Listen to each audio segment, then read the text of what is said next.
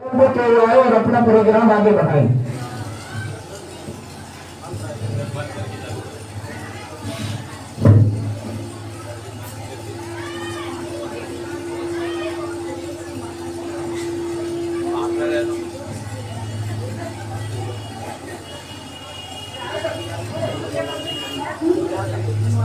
अस्सलाम वालेकुम व रहमतुल्लाहि व बरकातुहू। नहमदुहू व नसल्ली अला रसूलिहिल करीम, अम्मा बाद। वो लोग जिन्होंने खून देकर चमन को जीनत बख्शी है, दो चार से दुनिया वाकिफ है, गुमनाम न जाने कितने हैं। मेरे अजीजों, अभी अभी मेरी बहन ने आपके सामने जंग आज़ादी के मौजू पर कुछ बातें पेश की हैं जो बहुत कीमती है, हकीकत है, मगर मैं ये समझती हूँ कि अभी इनकी बात अधूरी है। इसलिए बेहतर होगा कि मैं जंग आज़ादी की तारीख पर ही गुफ्तगू करूँ ताकि बात पूरी तरह समझ में आ जाए। शाह अब्दुल अजीज ने ये फतवा जारी किया और सिर्फ ये फतवा जारी नहीं किया बल्कि इसके लिए अमली कदम भी उठाए। चुनांचे अपने मुरीदे खास सैयद अहमद शहीद और अपने भतीजे शाह इस्माइल शहीद को इस काम के लिए तैयार किया। फिर इन दोनों बुजुर्गों ने मुल्क के कोने कोने का दौरा किया। फिर इन दोनों ने जाकर तकरीरें की और मुजाहिदीन की ऐसी जमात को तैयार किया जो हिंदुस्तान पर अपना तन मन धन सब कुछ लगाने को तैयार थी। उसके बाद जंग आज़ादी के लिए हिंदुस्तान से हिजरत करके अफगानिस्तान पहुंचे और काबुल में पहुंचकर जंग आज़ादी की मुकम्मल तैयारी कर चुके थे और करीब था कि हिंदुस्तान की अंग्रेज हुकूमत पर हमला कर देते, हिंदुस्तान आजाद हो जाता। लेकिन क्या हुआ, अंग्रेज का चमचा पंजाब का हुक्मरान राजा रंजीत सिंह आगे आ गया। जो लोग राजा रंजीत सिंह को मुजाहिदे आज़ादी कहते हैं, मैं उनसे साफ तौर पर यह कहना चाहती हूँ कि अगर राजा रंजीत सिंह आगे न आता और इन दोनों बुजुर्गों को उससे टकराना न पड़ता तो हिंदुस्तान उसी वक्त आजाद हो चुका होता।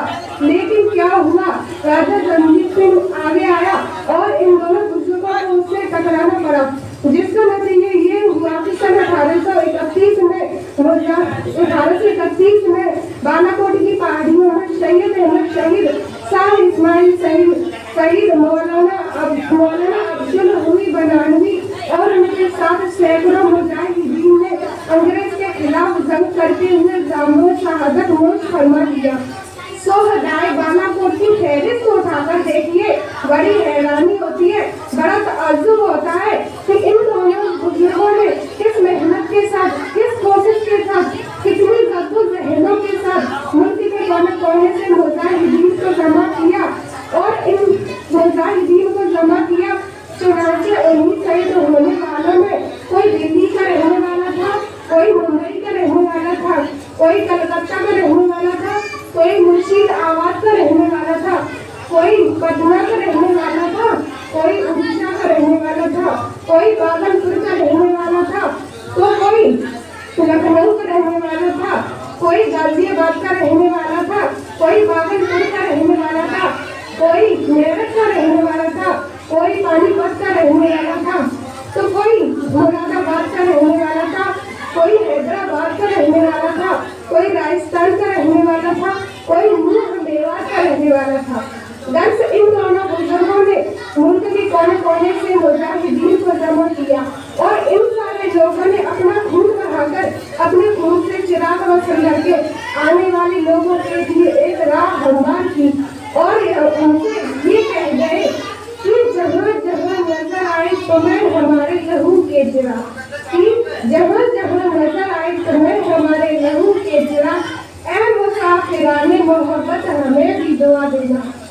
मेरे अजीजों, दर्द ये तारीखें बालाकोट राजा रंजीत सिंह की वजह से नाकाम हुई, लेकिन इस नाकामी के बाद भी उलमाए हिंद और खासकर उलमाए देवबंद खामोश नहीं बैठे, बल्कि एक नए जोश के साथ, एक नए जज्बे के साथ जंग आज़ादी की तैयारी शुरू कर दी।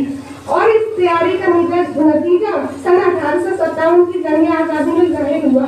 सन 1857 में जंग आज़ादी लड़ी गई। इस जंग आज़ादी भाई भी शरीक थे। चुनांचे मेरठ में जो बगावत हुई उसमें मुसलमानों ने बढ़ चढ़कर हिस्सा लिया। मुरादाबाद में जो अंग्रेजों से लड़ाई लड़ी गई वो भी खालिस मुसलमान लड़ी। बिहार में राजा कुंवर सिंह से जो लड़ाई लड़ी गई उसमें भी बड़ी तादाद में मुसलमान शरीक थे। मुरादाबाद में जो अंग्रेजों से लड़ाई लड़ी गई वो भी खालिस मुसलमानों ने लड़ी। झांसी में रानी लक्ष्मीबाई ने जो लड़ाई लड़ी उसमें भी बड़ी तादाद में मुसलमान शरीक थे। लखनऊ में बेगम हजरत महल ने जो लड़ाई लड़ी उसमें भी बड़ी तादाद में मुसलमान शरीक थे। उसकी क़यादत मौलवी अहमद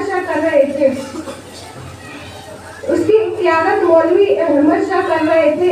अम्बाला पर जो महाल बनाया गया उसकी क़यादत मुसलमान उलमाए देवबंद कर रहे थे। थाना भवन में जो हजारों लोग शहीद हुए वो भी मुसलमान थे। शामली में जो महल बनाया गया उसकी क़यादत उलमाए देवबंद कर रहे थे। मेरे अजीजों, शामली के मैदान में मौलाना कासिम नादवी को गोली लगी, मौलाना मजहर को गोली लगी, मौलाना शहीद अहमद गांगोई जख्मी हुए और हाफिज आमिर शहीद ने इस मुल्क की खातिर तड़प तड़प कर जान दे दी। और इसी 1857 की जंग आजादी के अंदर मुगलिया हुकूमत के आखिरी चश्मे चराग बहादुर शाह जफर के बेटों को शहीद कर दिया गया और बहादुर शाह जफर को हिंदुस्तान से गिरफ्तार करके रंगून में जिला वतन कर दिया गया, जहां उन्होंने बड़ी बेबसी और बड़ी मजबूर की जिंदगी गुजारी। इन्हीं बेबसी और बेबसी के आलम में बहादुर शाह जफर ने क्या दर्द भरे अशआर कहे थे कि लगता नहीं है दिल मेरा उजड़े दयार में, किसकी बनी है आलमे नपायदार में। इन हसरतों से कह दो कहीं और जा बसे, इतनी जगह कहाँ है जगह बेकरार में। हम जिंदगी मांग के लाए थे 4 दिन, 2 आरज़ू में कट गए 2 इंतजार में। दिन जिंदगी के खत्म हुए शाम हो गई, फैला के पास सो गए कंजे मजार में। कितना है बदनसीब जफर दरफर के लिए, 2 गज जमीन भी मिल ना सकी गोए यार में। वो बहादुर शाह जफर जो सारे हिंदुस्तान का बादशाह कहलाता था, इतना मजबूर कर दिया गया कि हिंदुस्तान में दफन होने के लिए 2 गज जमीन भी मिल ना सकी।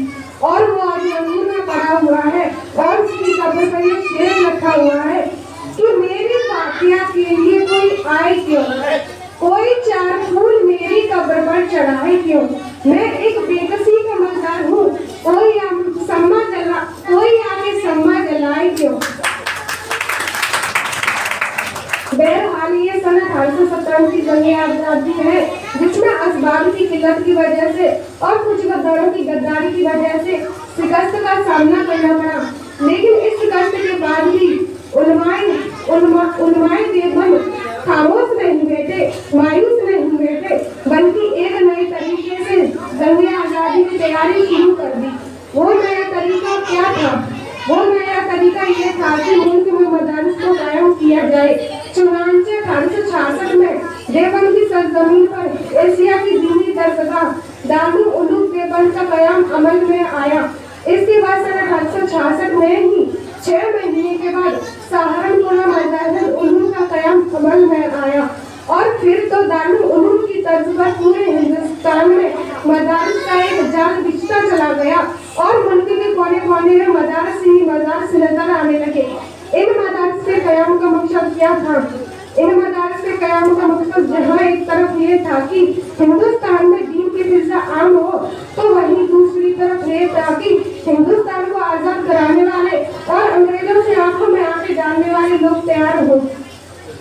चुनांचे दारुल उलूम देवबंद ने इस मुल्क की आजादी के लिए जो कुर्बानियां दी है वो किसी और इदारे किसी और तंजीम ने नहीं दी।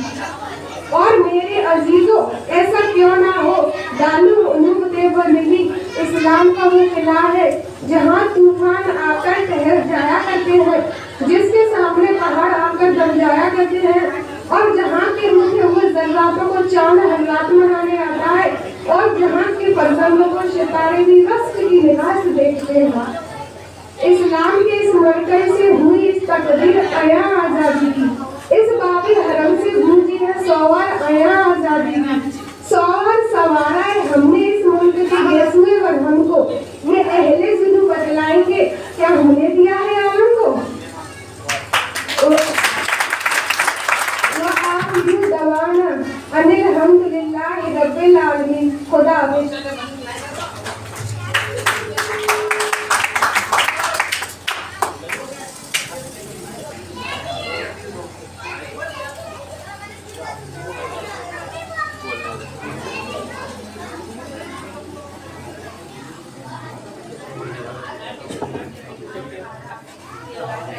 Gracias.